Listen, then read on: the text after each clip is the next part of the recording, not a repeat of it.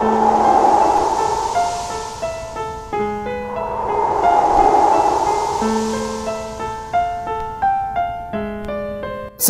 warahmatullahi wabarakatuh. Selamat malam semuanya teman-teman. Selamat datang kembali di channel kesayangan kita, channel Ilo Extreme. Dan pada kesempatan malam hari ini, semoga seluruh teman-teman dimanapun teman-teman berada selalu dalam keadaan sehat walafiat tanpa kekurangan satu apapun. Amin amin ya robbal alamin. Di malam hari ini kita akan membawakan satu kisah dari penulis favorit kita asal Kalimantan, yaitu Om Ras. Wow, atau Amang Ras ya. Dan kisah dari Kalimantan kali ini akan membahas tentang satu jenis susuk ya yang cukup populer juga ya dan mengerikan pastinya. Dan sebelum kita masuk ke dalam kisahnya, saya ingin mengucapkan terima kasih kepada seluruh teman-teman yang sudah selalu setia mendukung channel kami, kepada semua teman-teman yang sudah selalu hadir di setiap konten kami. Karena kehadiran teman-teman kami selalu semangat berkarya di setiap harinya. Gak pakai lama-lama, langsung saja kita masuk ke dalam kisahnya. Mode horor on. Misteri di balik penderitaan ibuku. Susuk ular piton.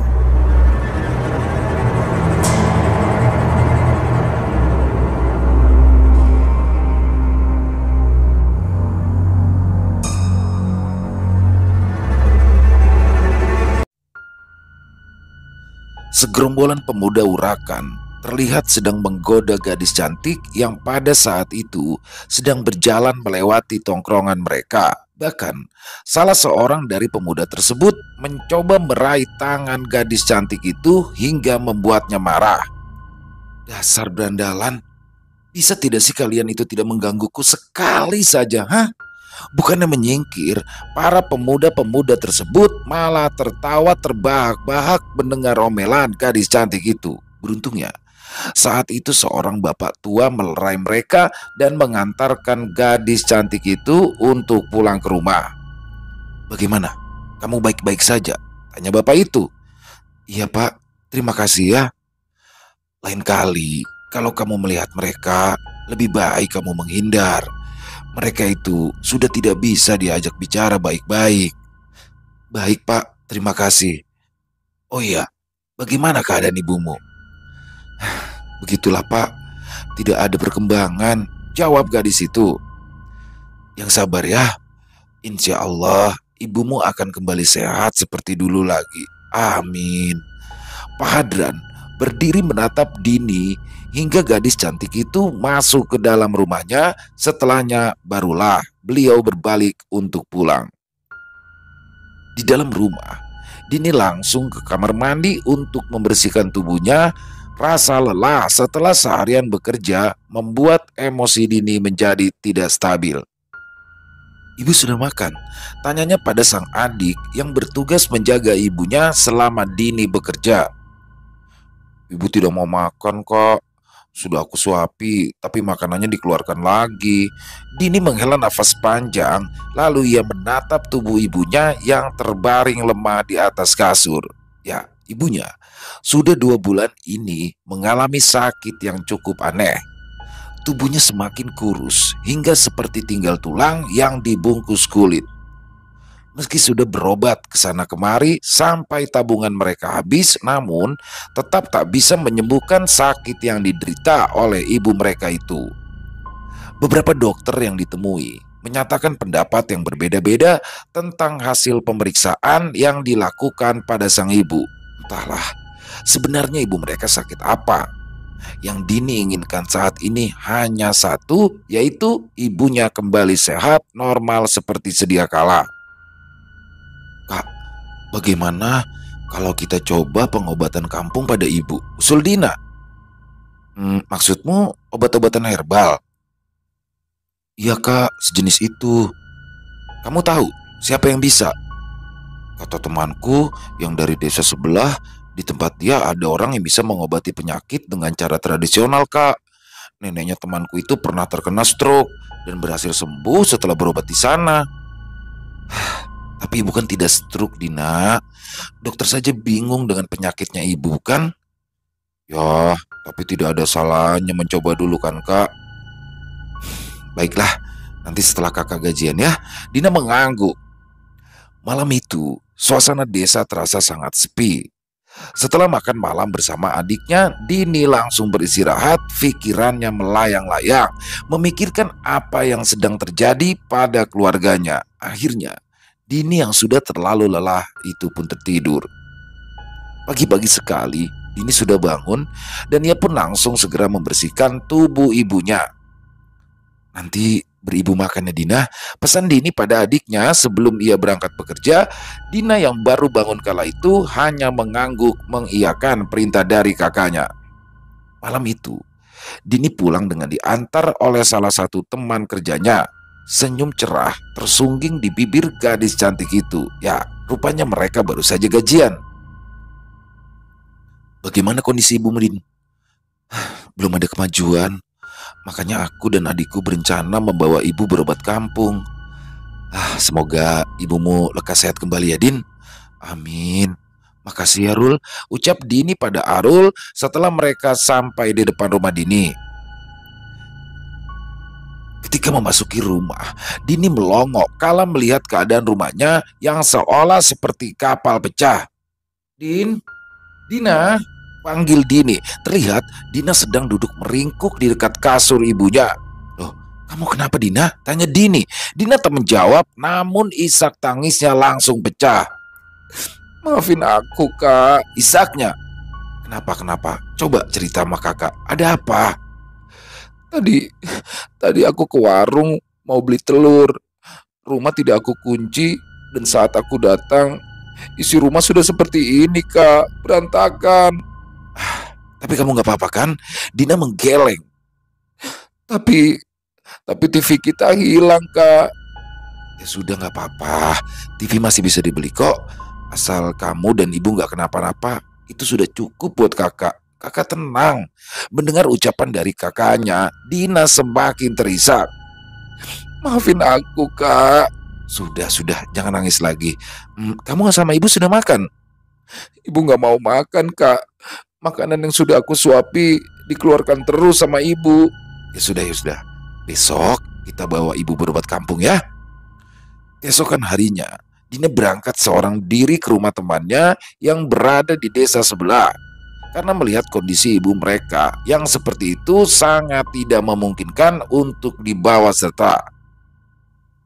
Sekitar pukul 2 petang, Dina datang bersama 3 orang dan salah satunya adalah teman Dina. Kak, kenalin, ini Bu Lasma, ujar Dina memperkenalkan ibu-ibu yang datang bersamanya itu. Saya Dini, Bu. Ya, mana orang yang sakit? Tanya Bu Lasma dengan logat Dayak dari pedalaman Kalimantan Tengah yang sangat kental. Di sini, Bu, ujar Dini seraya menunjukkan ruangan di mana ibunya berbaring. Bu Lasma duduk di dekat ibunya Dini, matanya menatap wanita itu dari ujung rambut hingga ke ujung kaki, sambil mulutnya terus berkomat kamit membacakan sesuatu. Ibumu ini memakai susu. Orang yang memakai susu tidak akan bisa mati meskipun nyawanya sudah di ujung. Dini mengerutkan alisnya. Susuk. Setahu saya, ibu tidak pernah percaya hal-hal seperti itu, ujar Dini. Ya, tapi begitulah adanya. Susuk yang dipakai ibumu ini bukan susuk sembarangan. Susuk ini hanya bisa dipasang oleh dukun dari Dayak sebelah yang ilmunya sangat tinggi. Dini terdiam, semuanya seakan tak masuk akal. Untuk apa? Untuk apa ibu memasang susuk seperti itu? Tanya Dini akhirnya. Ya, banyak kegunaannya. Bisa untuk kecantikan, bisa untuk karismatik, bisa untuk kewibawaan, dan juga bisa untuk penakluk laki-laki. Kalau memang betul seperti itu, apakah susu itu bisa dicabut? Tanya Dini. Akan aku coba, tapi ini membutuhkan waktu dan juga membutuhkan ritual khusus. Dini terdiam, pikirannya tidak karuan saat ini. Baiklah, tolong lakukan saja agar ibu saya bisa sembuh, ujar Dini akhirnya. Kau tahu, saat ini ibumu itu bertahan hidup karena susuk yang ada di dalam tubuhnya. Susuk itu menahannya untuk tetap hidup. Dan jika susuk itu dilepas, berarti kalian harus siap kehilangan dia.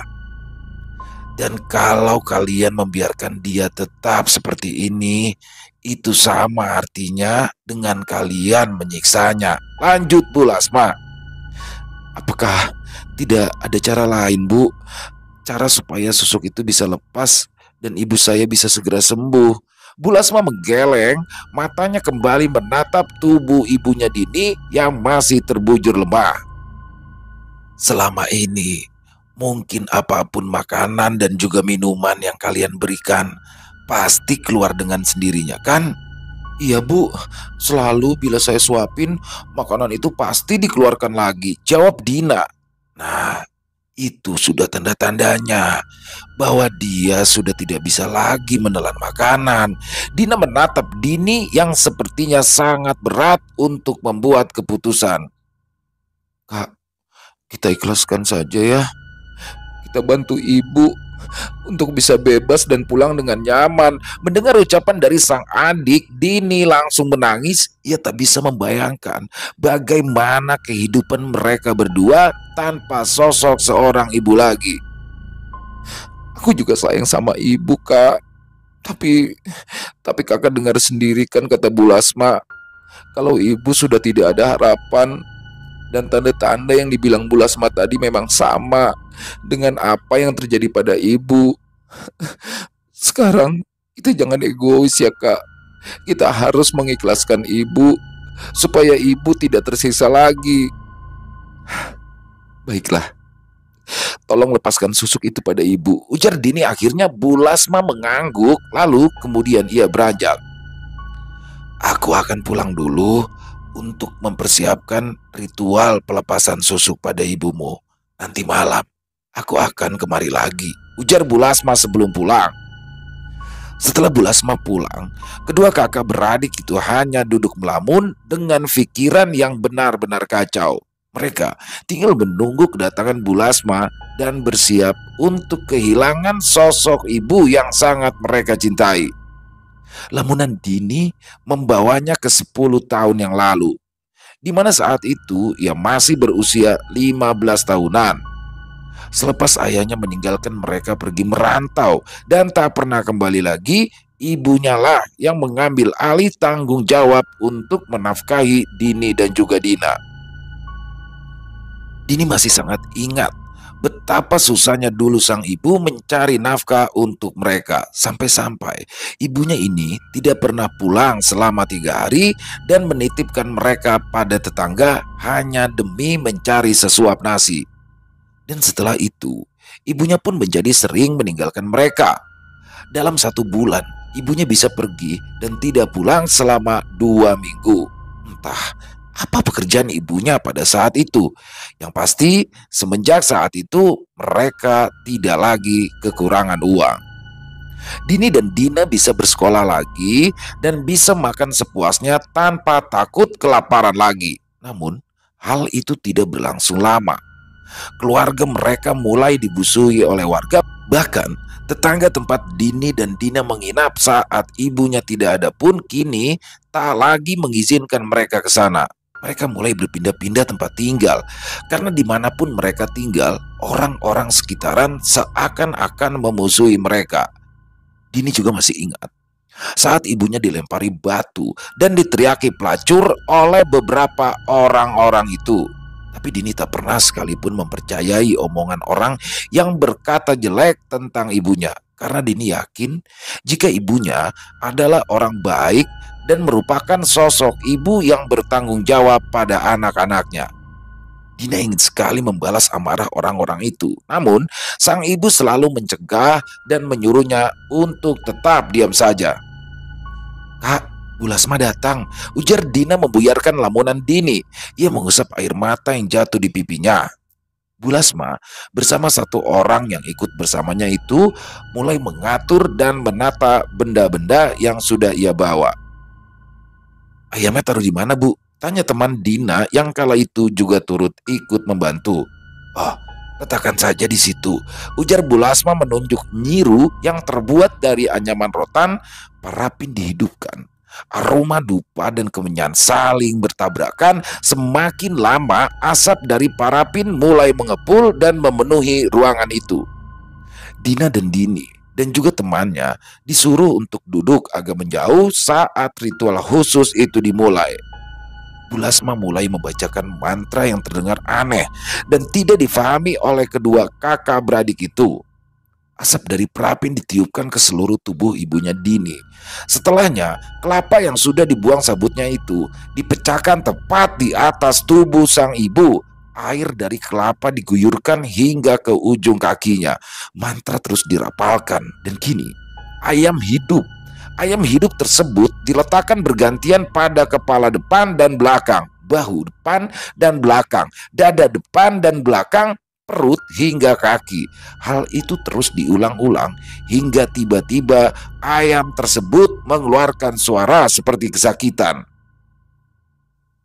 Saat diangkat lebih tinggi, ayam itu ternyata sudah mengeluarkan darah dan dari tengkuk ibunya Dini mulai terlihat ada sesuatu mirip batu yang menyembul keluar. Bu Lasma dengan cepat berusaha mencabut benda itu, namun sepertinya ia kesulitan dan mendadak benda itu kembali masuk dan menghilang. Dini terperanjat kaget kalau melihat hal itu.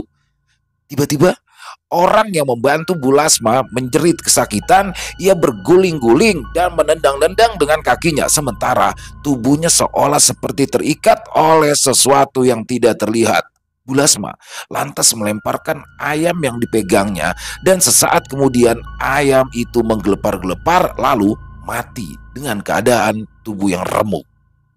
Bersamaan dengan itu, orang yang membantu Bu Lasma tadi langsung berusaha menjauh dengan tubuh yang masih tertatih-tatih.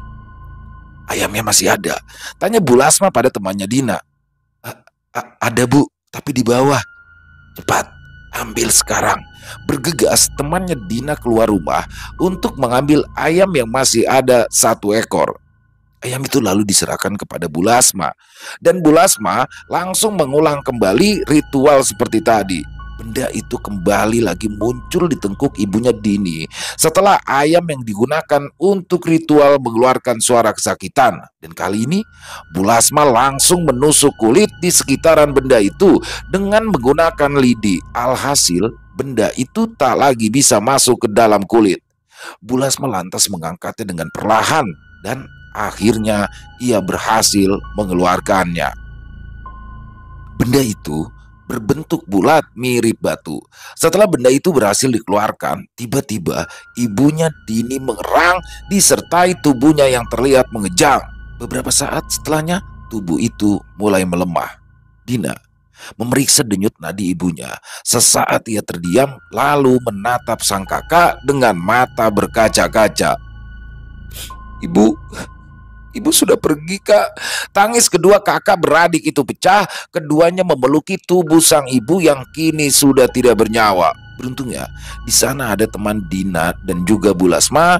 Mereka pun lantas membersihkan bekas ritual sebelum akhirnya memanggil orang-orang untuk membantu mereka mengurus jenazah. Dini dengan mata yang sembab menatap tubuh ibunya yang sudah ditutupi oleh kain jarik atau bahalai. Pikirannya pun kembali melayang ke masa lalu. "Dini, kamu berani kan kalau ibu tinggal?" tanya ibunya kala itu. Dini mengangguk, matanya menatap ibunya yang waktu itu sudah bersiap untuk pergi bekerja. Ibu jangan lama-lama ya," ujar Dini. "Iya, ibu akan pulang secepatnya begitu pekerjaan ibu selesai ya." Memangnya ibu mau kemana?" tanya Dina. "Ibu itu mau pergi kerja sayang. Kamu tinggal sama kakak ya." Ibu kerja apa sih? Apa tidak bisa ibu kerjanya di sini saja?" Wanita itu hanya tersenyum dan menatap sedih kedua anaknya. Lalu kemudian ia pergi dan meninggalkan kedua kakak beradik itu untuk bekerja. Tidak hanya 1 atau 2 orang yang mengatakan ibu mereka adalah seorang pelacur, tapi tetap saja Dini tidak akan pernah percaya dengan apa yang sudah dikatakan orang-orang. Dini masih sangat percaya jika ibunya itu adalah orang yang baik dan kepercayaannya pada sang ibu ia tanamkan hingga saat ini. Lamunannya pun kembali buyar ketika ia mendengar suara jeritan dari salah satu orang yang kala itu ikut membacakan surah Yasin di dekat jenazah ibunya. "Ah, coba buka, binatang ini muncul dari jenazah," ujar orang itu. Dan ketika kain jarik itu dibuka, rupanya banyak sekali terlihat binatang yang merayap di tubuh jenazah ibunya Dini. "Ah, ini kutu ular," ujar salah satu orang yang membuat kaget mereka yang berada di sana. Mereka yang sedang berada di sana berusaha untuk menghindar, tapi ternyata setelah diperhatikan, kutu-kutu ular itu tidak mau pergi meninggalkan jenazah. Kutu-kutu itu hanya terlihat berjalan-jalan di sekitaran jenazah seolah tidak mau pergi ke tempat lain. Orang-orang saling pandang satu sama lain. Mereka seakan sedang berkomunikasi melalui pikiran. Akhirnya, setelah situasi sedikit lebih tenang, mereka pun kembali melanjutkan membaca surah Yasin. Sementara Dini dan Dina tidak bisa berkata-kata, hanya air mata yang mewakili perasaan mereka saat itu. Keesokan paginya, berita kematian tentang ibunya Dini pun diumumkan melalui toa masjid. Orang-orang pun mulai berdatangan untuk melayat. Di sini, hal aneh pun kembali terjadi saat proses memandikan jenazah. Kutu-kutu ular itu menempel pada kulit jenazah, membuat mereka yang memandikan jenazah harus melepaskan kutu-kutu itu satu persatu. Dan tidak hanya itu, bau aneh mulai muncul dari tubuh jenazah. Bau anjir bercampur bau yang mirip seperti bau ular. "Baunya tidak mau hilang," ujar salah satu pemandi jenazah. "Ayo, gosok lagi dengan sabun," ujar yang satunya. Sudah berapa kali, tapi tetap tidak mau hilang." "Ya sudah, biarkan saja. Nanti kita pakai air kapur barus yang agak banyakan biar baunya benar-benar hilang." Akan tetapi, walaupun sudah memakai air kapur barus dengan jumlah yang banyak, bau khas ular itu tetap tidak bisa hilang. Akhirnya, oleh para pemandi jenazah, bau itu pun dibiarkan. Saat proses mengkafani, anehnya kain kafan yang sebelumnya sudah diukur dengan pas mendadak kekecilan. Alhasil, orang-orang yang mengkafankan pun dibuat terheran-heran dengan kejadian itu. Hal tersebut bahkan terjadi berulang-ulang hingga 3 kali. Dan yang terakhir, mereka terpaksa menambal kain-kain kafan tersebut hingga akhirnya jenazah berhasil dikafankan. Meskipun tubuh jenazah ibunya Dini sangat kurus, namun 4 orang pun tidak sanggup mengangkat kerandanya. Akhirnya keranda tersebut diangkat oleh 8 orang. Setelah disolatkan, mereka mengantarkan jenazah itu ke pemakaman umum yang berada di desa itu juga. Proses pemakaman berjalan tidak begitu lancar, karena saat orang-orang akan memasukkan jenazah, tiba-tiba turun hujan yang sangat deras disertai angin ribut dan petir. Orang-orang berlarian meninggalkan area pemakaman hingga hanya tersisa beberapa orang saja. Pemakaman tetap dilanjutkan di bawah guyuran hujan yang sangat deras.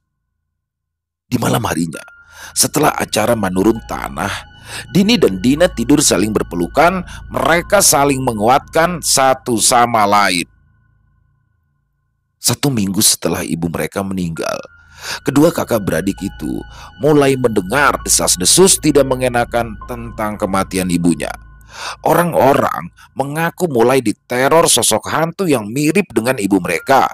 Hingga beberapa orang menyarankan untuk membalik nisan. Konon katanya, jika nisan dibalik maka hantu ataupun jin yang menyerupai tidak akan bisa muncul lagi. Tapi tentu saja hal ini ditolak keras oleh Dini karena Dini menganggap orang-orang di desa itu hanya mengada-ngada demi untuk menjelek-jelekan nama ibu mereka yang sudah tiada. Dini tidak pernah percaya dengan kehadiran sosok hantu mirip ibunya tersebut. Hingga sampai di suatu malam saat Dini yang baru saja pulang bekerja, kira-kira sekitar pukul 10 malam.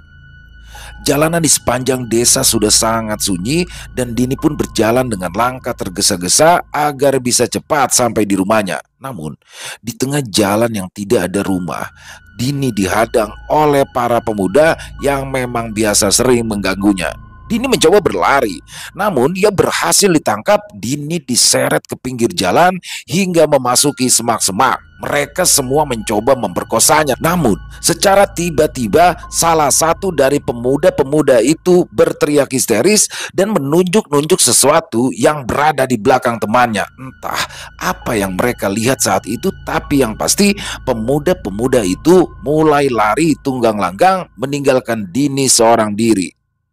Ketika sudah merasa aman, Dini lalu bergegas lari meninggalkan tempat itu. Sesampainya di rumah, Dini menangis terseduh-seduh di pelukan sang adik.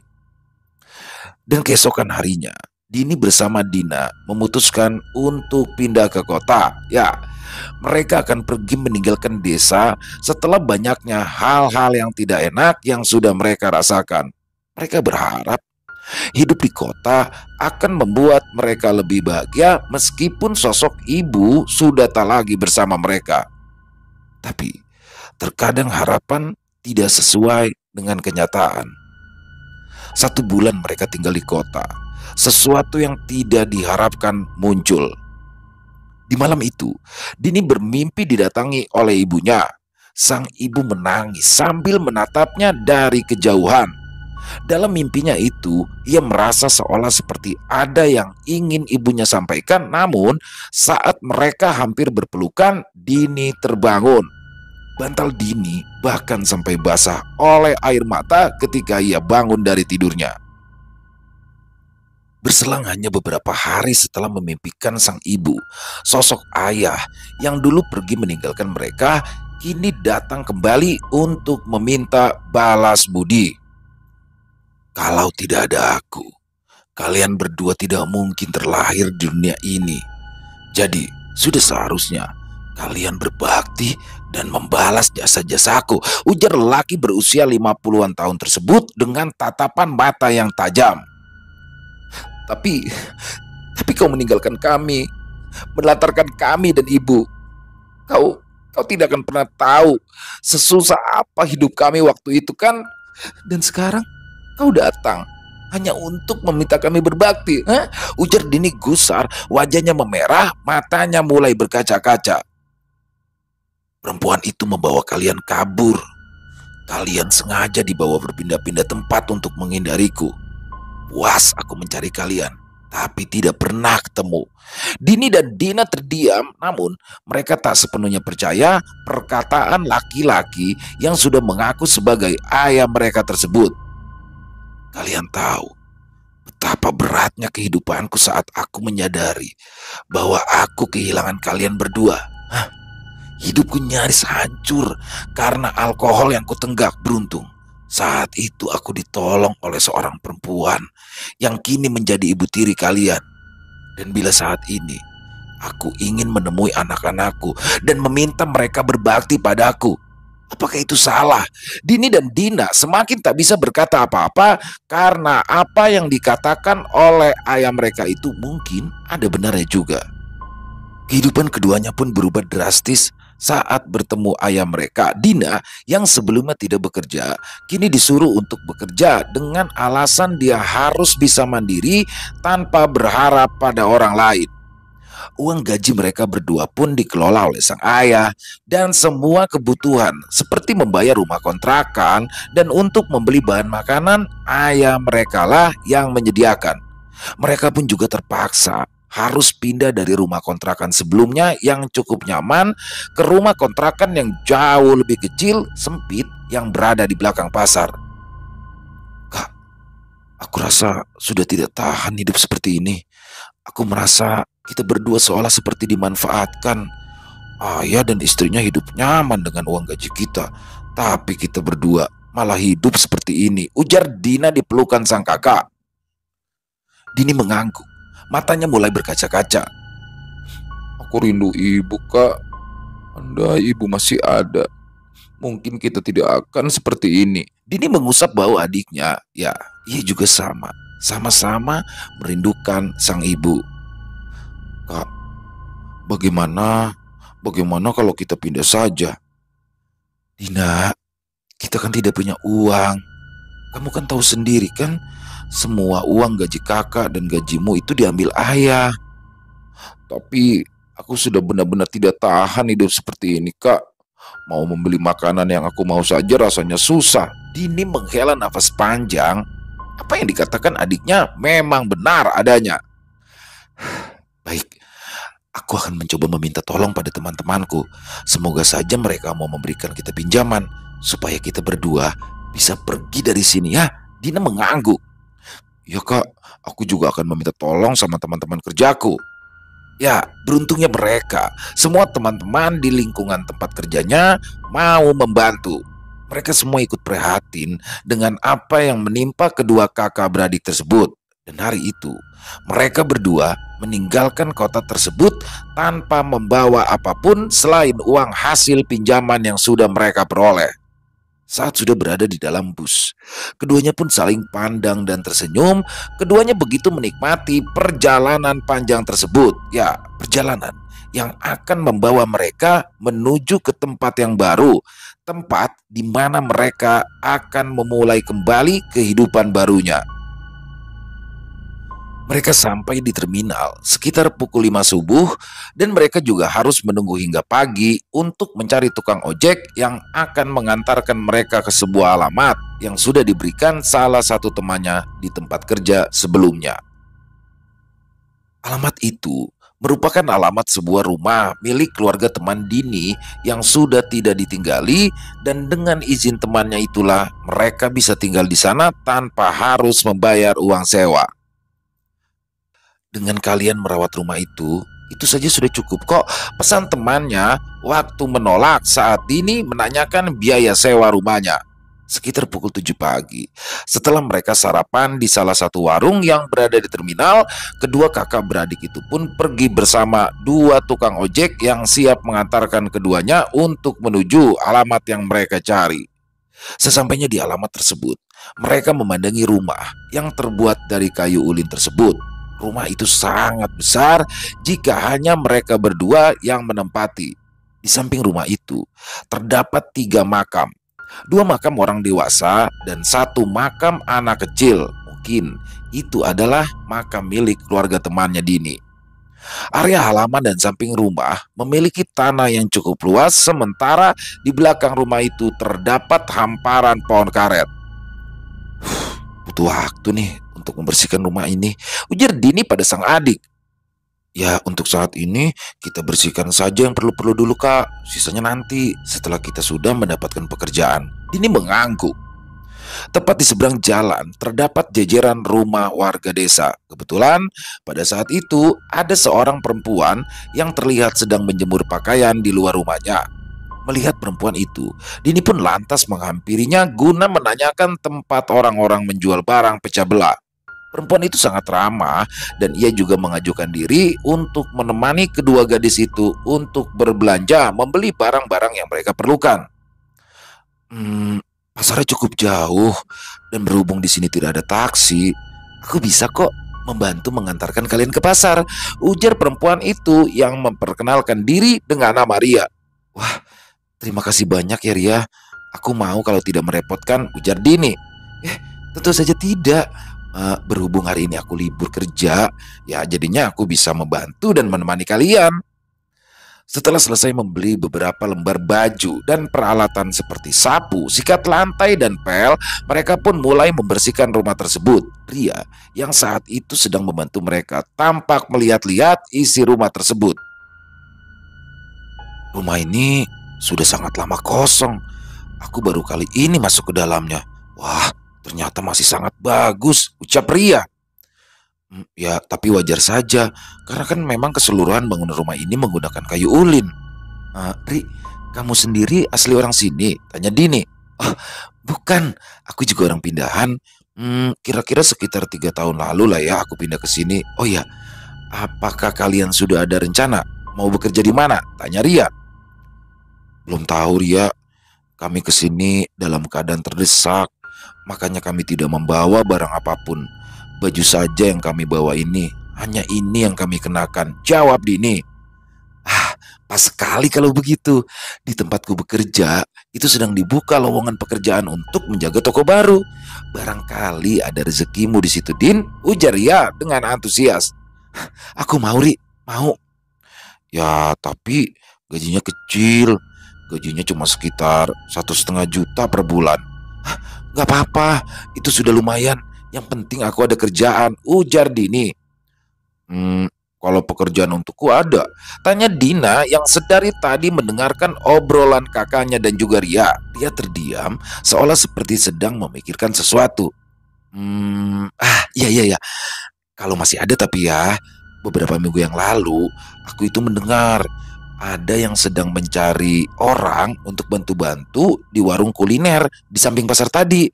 Bagaimana kalau setelah ini kita pergi ke sana? Ya, siapa tahu lowongannya masih ada, ya kan? Dina terdiam. Kalau masalah berangkat kerjanya, kita bertiga bisa bersama-sama kok. Karena kan masih satu area di pasar, jadi kan gampang. Nah, nanti kalau kalian sudah ada uang, baru deh kalian bisa membeli kendaraan. Untuk saat ini ya kita sama-sama aja dulu, ujar Ria, membuat kedua kakak beradik itu terharu. Ya sudah, kalau memang kalian berdua ingin pergi, pergi saja ya. Ini semua biar aku yang lanjutkan, ujar Dini pada Ria dan Dina. Keberuntungan sepertinya masih berpihak pada Dina, karena lowongan pekerjaan di warung kuliner itu ternyata masih ada dan ia pun juga bisa mulai bekerja esok pagi dengan gaji awal Rp40.000 per hari. Dini terlihat sangat senang. Berulang-ulang kali ia mengucapkan terima kasih kepada Ria yang sudah berbaik hati untuk mengantarkannya mencari pekerjaan. Sesampainya di rumah, Dina langsung memeluk sang kakak dan mengabari bahwa ia sudah boleh bekerja esok hari. Ini kubawakan karpet sama bantal, dan ini lampu minyak tanah untuk kalian malam ini. Karena sudah sangat lama kosong, jadi kalau mau menghidupkan listrik kan harus diurus dulu sama pihak PLN. Untuk saat ini tidak apa-apa, tidak ada listrik. Nanti kalau sudah ada uang, barulah kami akan mengurusnya, ujar Dini sambil tersenyum. Kalian makan di rumahku dulu yuk. Jangan tidur dengan keadaan lapar, ujar Ria sambil menarik tangan keduanya. Di rumah Ria, mereka pun disambut baik oleh ibunya Ria dan juga kakaknya. Rupanya Ria hanya tinggal bersama ibu dan kakak laki-lakinya. Mereka pindah setelah ayahnya meninggal dunia 3 tahun lalu. Nasib mereka pun hampir sama. Yang membedakan hanyalah Ria masih punya sosok ibu, sementara Dini dan Dina sudah kehilangan sosok ibu mereka. Malam itu, kedua kakak beradik tersebut tidur saling berpelukan. Bau apak rumah itu masih tercium, namun itu tidak mengganggu mereka. Keduanya tidur dengan nyenyak hingga keesokan harinya. Ria pun datang dengan pakaian yang rapi. Kalian gimana? Sudah pada siap? Tanyanya dengan bibir tersenyum. Dini diterima dan langsung disuruh bekerja mulai hari itu juga, karena banyak sekali pelanggan yang mengantri di toko tersebut. Setelah jam pulang, Ria dan Dini pun mendatangi Dina yang juga sudah bersiap untuk pulang. Mereka lalu bertiga naik motor berbonceng tiga. Obrolan ketiganya di sepanjang perjalanan pulang terdengar sangat seru. Malam itu, setelah selesai mandi, kedua kakak beradik tersebut makan makanan yang dibawa oleh Dina. Ya, meski hanya nasi dan kuah rawon, mereka berdua makan dengan sangat lahap. Hari-hari pun berlalu. Tak terasa sudah 1 bulan mereka berada di sana, dan hari itu mereka menerima gaji pertama.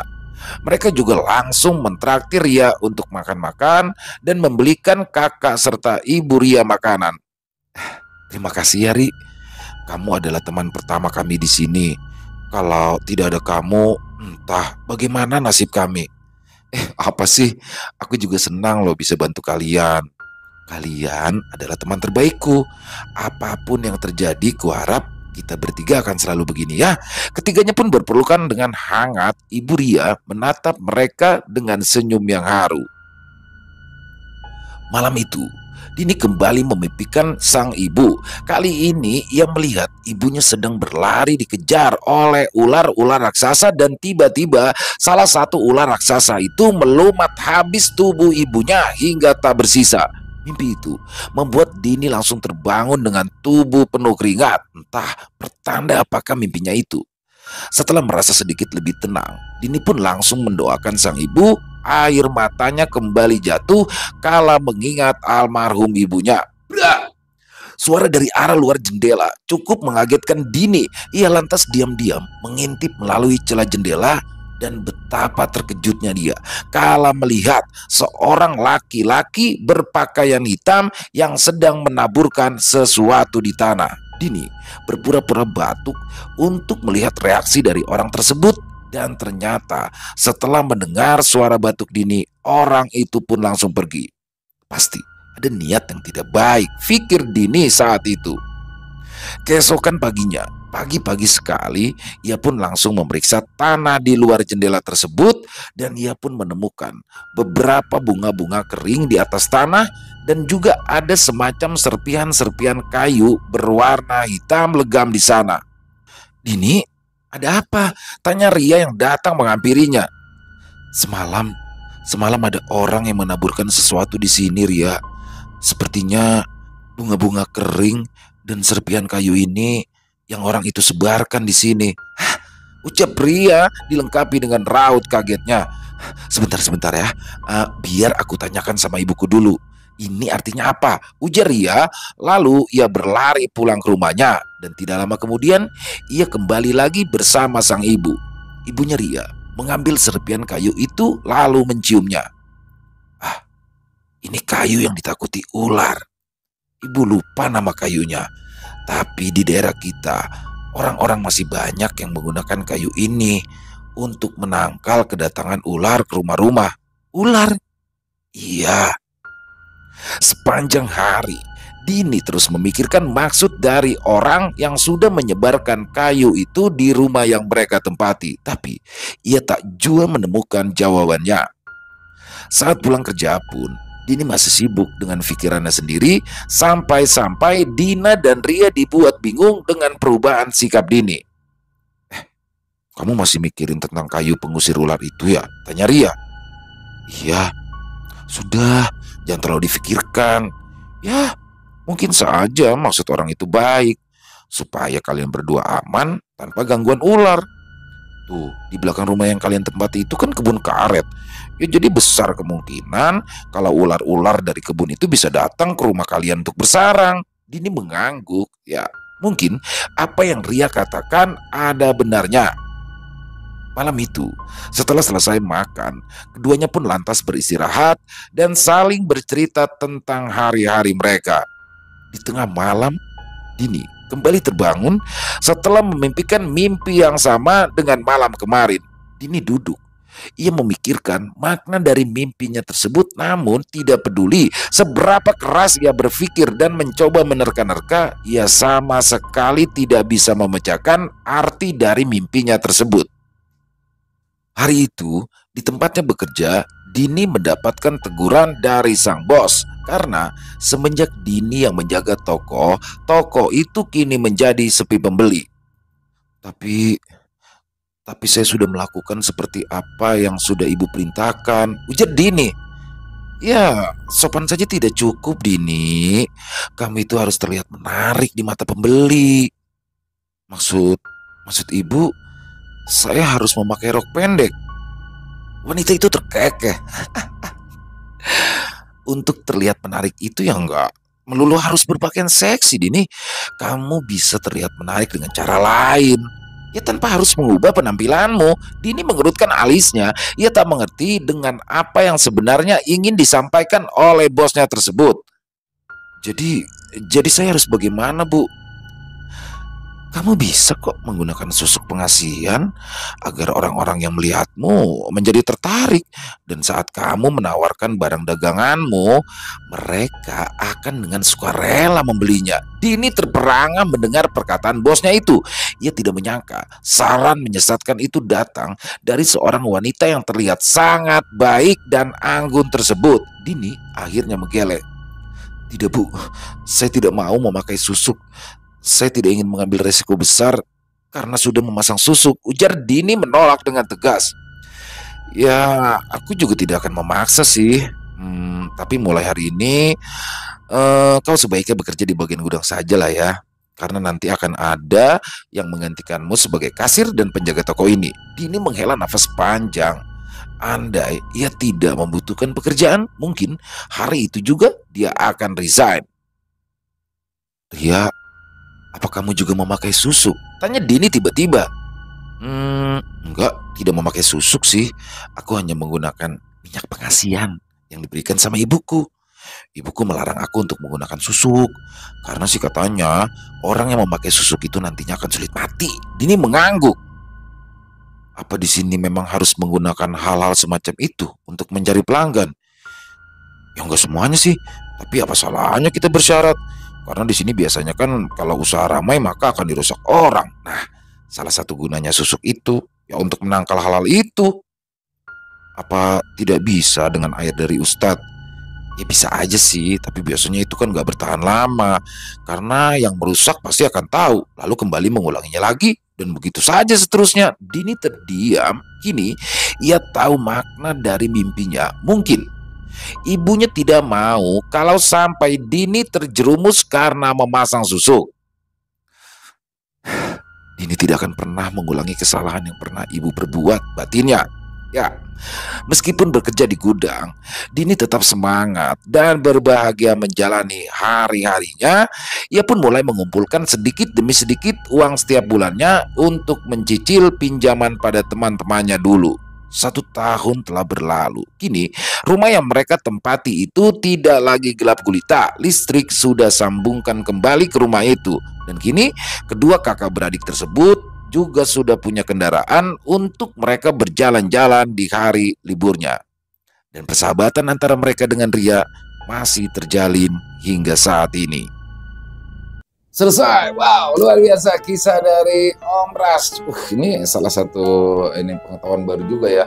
Jadi memang saya juga sudah beberapa kali dengar ya tentang susuk ular ini, susuk ular piton ya. Mungkin kalau di sini ular sanca.